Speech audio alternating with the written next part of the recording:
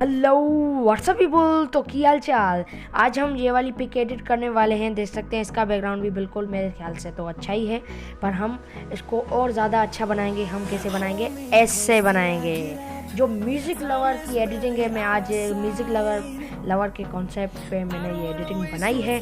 आगे जाके मैं एडिटिंग सिखाऊंगा। और मेरी एक बात सुन लें कि जो भी म्यूज़िक लवर है मुझे कमेंट सेक्शन में बताए, ज़रूर बताएं कि कौन कौन म्यूज़िक लवर है। मैं एडिटिंग आगे जाके सिखाऊंगा। इसके लिए लेट्स गेट स्टार्टेड।